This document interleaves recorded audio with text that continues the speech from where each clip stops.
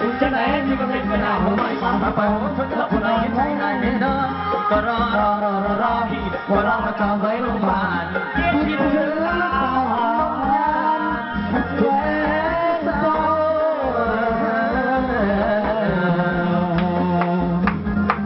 ขอบคุณและแก่และสะท้อนกับพี่ใจหน่อยครับของที่เราแบบผู้ชื่อเป็นสารนิยมอย่าดูนะคือเรา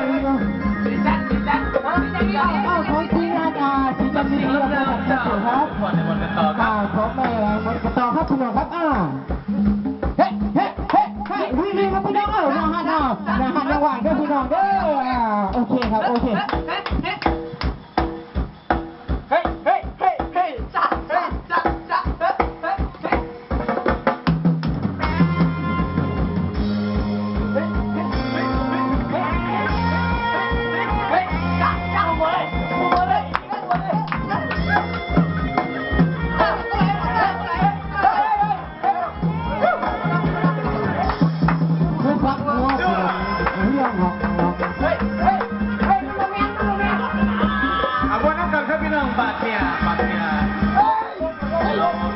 กินเลยครับ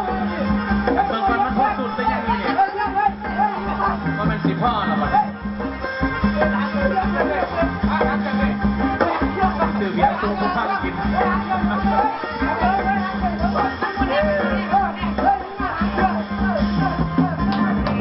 เจ๊เสือสีฟ้าบวางไอ้พวกนั้นข้างหลังมาเอากระไรเด้อเบียร์เด้อเขาบวางก็มาหาพี่กระไรเด้อ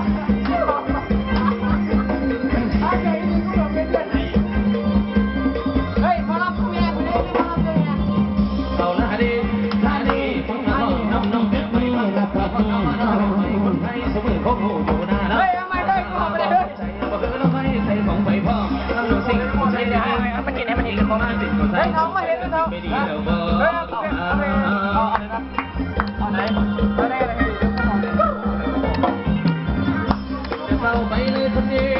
เราไปเลยคนเดียวมาเที่ยวสนุกสนานวันนี้เจ้าภาพวันนี้เจ้าภาพสำราญในบันเทิงใจโอ้โห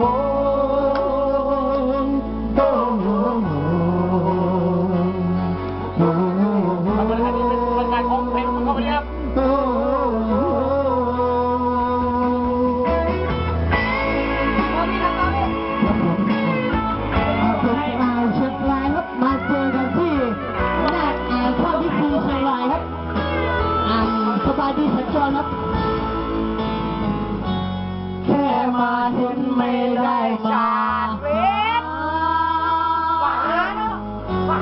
แค่ผ่านมาไม่ได้ตั้งใจรู้ดีแล้วว่าอยู่ส่วนไหนอยู่ห่างไกลหัวใจคงเธอรักก็รักเธอนักหนา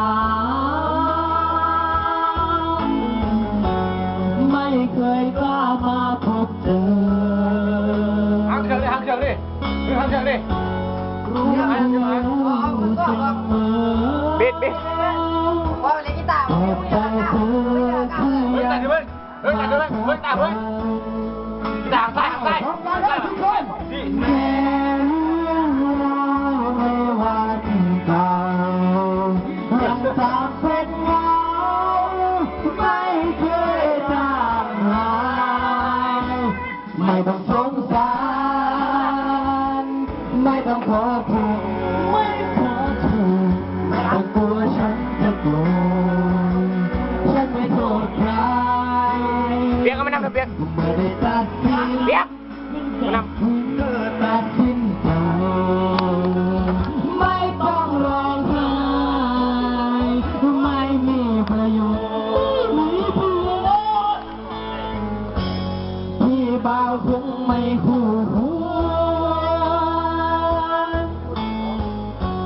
ให้เธอนั้นเสียน้ำตาทุกใจมันต้องอ่อนล้าว่าจะไปถ่ายเรียกอีเมลไม่เคยมาขอร้องให้เห็นใจโอ้ยเฮียอยากกินเมื่อไงฮะมีวันจากยังตามเพลงเงาไม่เคยจางไม่ต้องหนีเติมไม่ต้องขอโทษไม่ต้องกลัวฉันจะโกรธฉันไม่โทษใครเฮ้ยในเราสองนี่แรกแค่ติดของอ่ะเธอตัดสินใจไม่ต้องร้องไห้บอยแอลเราไม่เชื่อกูไม่ต้องสงสารไม่ต้องขอโทษไม่ต้องกลัวฉันจะโกรธฉันไม่โทษใครไม่โทษใครเธอตัดสินใจไม่ต้องร้องไห้ไม่มีประโยชน์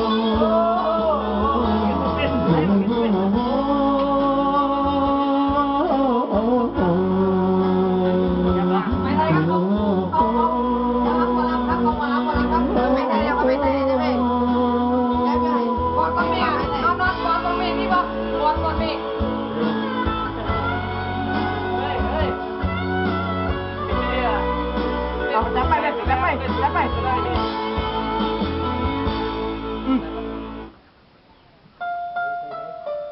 พี่ละไม่ดันแล้วก็ไม่ได้ท่อนนึงไม่ได้หนักอย่านะเอาไปขออัดเจนเลยพี่ไม่ได้เจ้าชู้เพียงแต่เพียงคนเดียวโอ้ยโอ้ยมึงบอกกูจะบาดดิมึงบอกกูจะบาดดิเฮ้ยกูจะบาดได้มึงสิเอาว่าแม่กูเงื่อนแม่กูสบายเองบอกกูอยู่เงื่อนแซ่บเลยบอกกูอยู่เงื่อนแม่กูทำเป็นมองกูเพราะแม่กูเป็นไข่ผมอ่ะพอไม่ไปอยู่ได้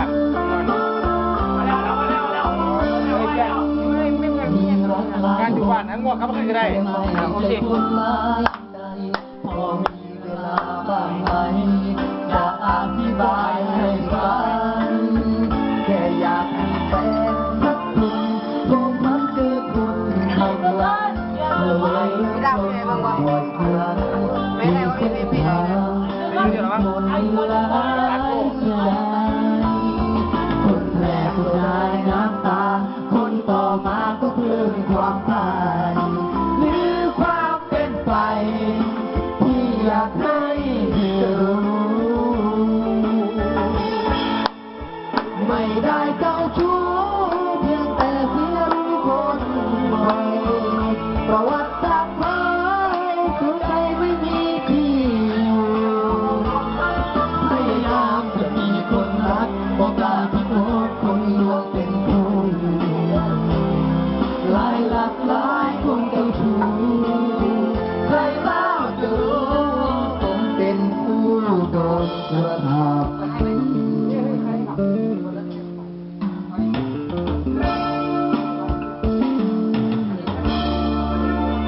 มีรักหลายคนแต่ตามหาคนคนเดียวที่พบเป็นแฟน